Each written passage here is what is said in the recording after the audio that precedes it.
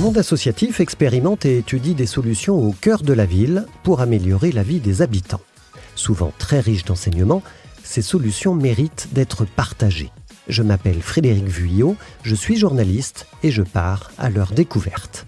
Vous écoutez Ville solidaire, ville durable, le podcast de la Fondation des solidarités urbaines, le laboratoire des bailleurs sociaux de la ville de Paris, qui offre ici un espace de partage d'expériences aux projets qu'elle soutient.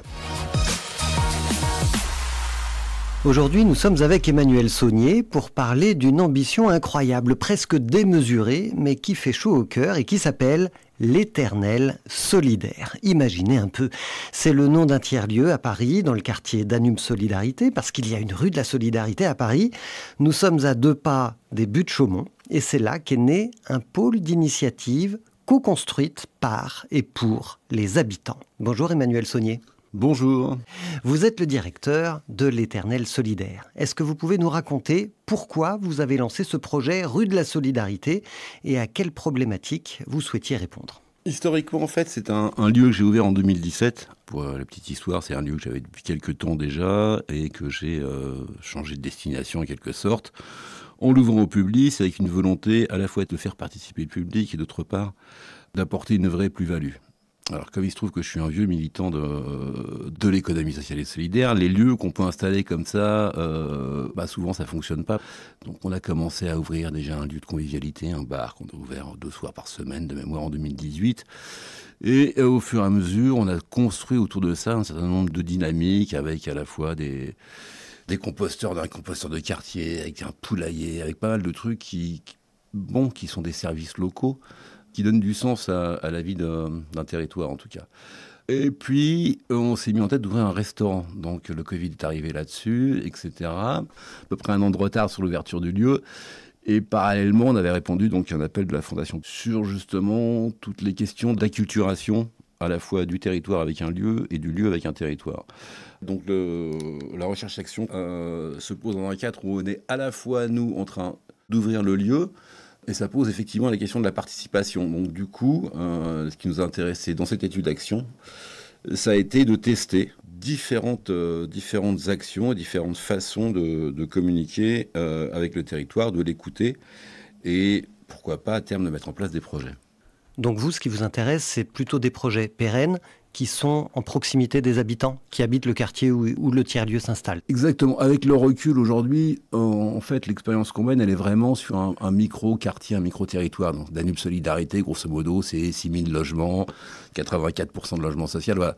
Ce qui m'intéresse vraiment avec ce type de lieu, c'est de travailler au plus près, sur des petits volumes, des petites échelles, et de pouvoir valoriser le travail qu'on fait en proximité, en fait. Alors expliquez-moi comment vous avez travaillé, comment s'est déroulée cette recherche-action et quelles ont été les différentes étapes que vous avez menées sur le terrain. Donc le parti pris, ça a été quand même, de se donner le droit à l'erreur et d'autre part, de se donner aussi pleine liberté. C'est-à-dire qu'y compris dans ce qui a pu être fait, il y a des choses qui, moi, avec lesquelles j'étais pas forcément très fan, voire très pour. Ce qui me permet aussi, moi, aujourd'hui, de venir vers vous avec une autre casquette, qui est la casquette du mec qui est encore sur le terrain et qui sait, qui voit aujourd'hui quelles sont les retombées du projet. Ça, c'est vraiment intéressant. Et puis, des outils qui sont, somme toute, un petit peu basiques. On a fait des questionnaires de quartier, on a fait des balades exploratoires avec les habitants du quartier sur leur propre territoire. Donc ça, c'est des projets assez intéressants dans la mesure où on accompagne le fait de redécouvrir son territoire. Alors, qu'est-ce qu'ils redécouvrent, les habitants, dans leur propre quartier ? Eh bien, ils vont découvrir déjà une partie du patrimoine, de l'histoire. On est quand même, nous, sur un territoire où on a les Buttes-Chaumont, qui étaient des carrières, où il y a une grosse mémoire de la Commune de Paris, des barricades. Il y a aussi toutes les plaques de résistants. Enfin, il y a tout un volet historique qu'on peut redécouvrir. Et puis, il y a aussi des activités. Tiens, il y a une asso qui fait ça, je ne le savais pas. Donc ça permet effectivement de mieux communiquer en interne. Alors, on va y venir à la communication parce que votre projet, rue de la Solidarité, il combine des actions d'aménagement, il combine des actions de valorisation d'espace public, de développement des liens sociaux. Et puis, donc, c'est un tiers-lieu, l'Éternel solidaire, qui est devenu un espace d'expression. Est-ce que vous pouvez nous dire comment se passe l'expression dans ce tiers-lieu et autour de ce tiers-lieu? Le vrai sujet, je veux bien répondre sur les outils, etc., mais ce n'est pas ce qui m'intéresse le plus. Ce qui m'intéresse le plus, c'est ce qui se passe dans l'informel, en fait. Et ça passe par de l'accueil inconditionnel. c'est la base. L'accueil inconditionnel, n'importe qui, n'importe comment, n'importe quand. Enfin, à part, on est bien d'accord qu'on ne parle pas de la violence, c'est autre sujet, mais l'accueil inconditionnel, le côté famille, c'est-à-dire qu'on est vraiment sur un territoire, donc on est vraiment là tous les jours. Moi, je suis là tous les jours depuis 15 ans quasiment.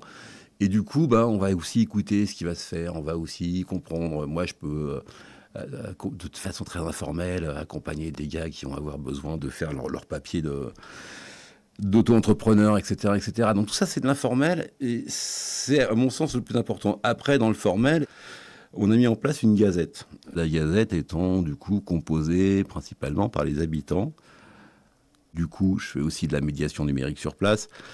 Et du coup, avec plutôt des seniors qui viennent à la médiation numérique pour apprendre à se servir d'un ordinateur, etc., etc., etc., ou d'un smartphone. On arrive maintenant à construire cette gazette, depuis maintenant 2 ans, qui s'appelle la Gazette de l'Éternel Solidaire. C'est à la fois des infos locales, à la fois des infos sur nos structures aussi, sur ce qu'on peut faire, mais aussi sur ce que font les partenaires, mais aussi sur ce que des citoyens ont envie de manifester. Donc, en termes d'outils, en tout cas, ça, c'est un super outil.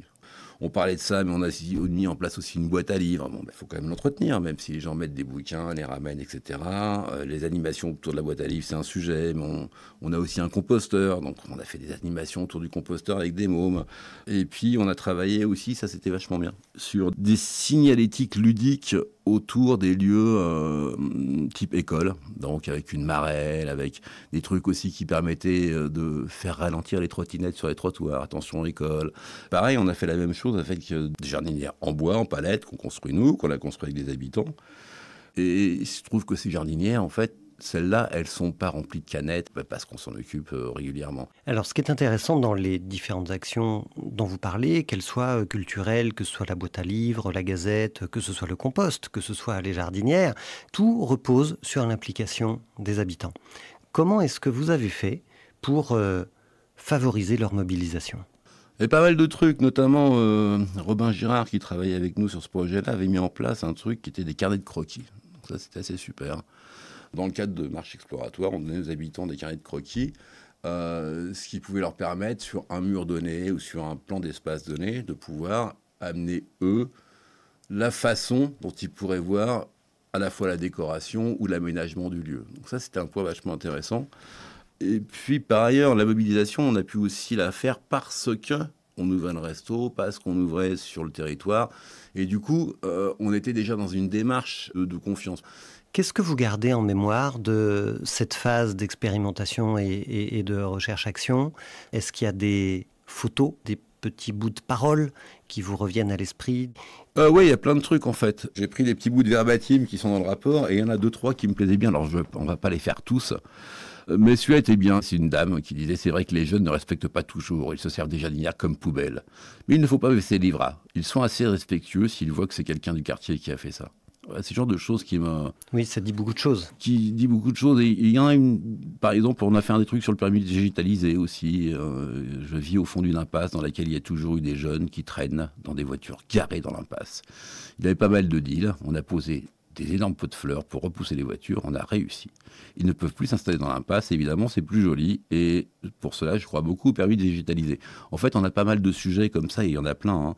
Alors, vous parliez tout à l'heure de réplicabilité.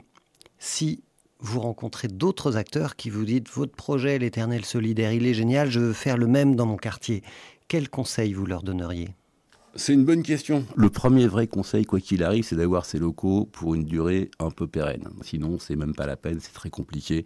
Par ailleurs, nous, on fait beaucoup d'insertion par activité économique. Donc, que ce soit le restaurant, c'est en insertion par activité économique, mais on a aussi, au sein de l'Éternel Solidaire, un chantier d'insertion BTP.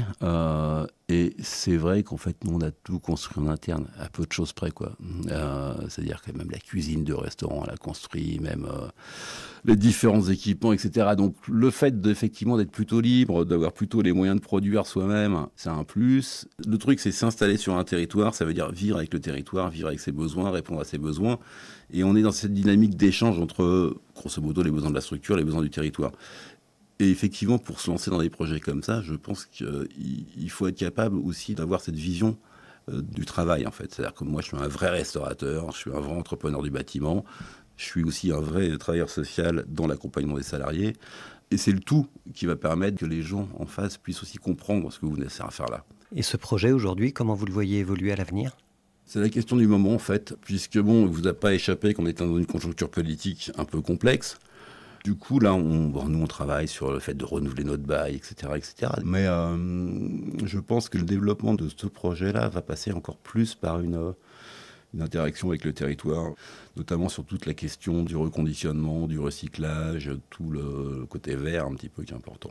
Merci beaucoup Emmanuel Saunier pour ce beau témoignage et puis longue vie évidemment à l'Éternel solidaire. Eh bien merci. C'était Ville solidaire, ville durable. Vous pouvez retrouver cet épisode et tous les autres sur toutes les grandes plateformes de podcast, sur le média de l'économie sociale et solidaire mediatico.fr et sur le site internet de la Fondation des solidarités urbaines fondée par les bailleurs sociaux Paris Habitat, la RIVP, Elogiciemp, Aximo, l'habitation confortable et l'habitat social français.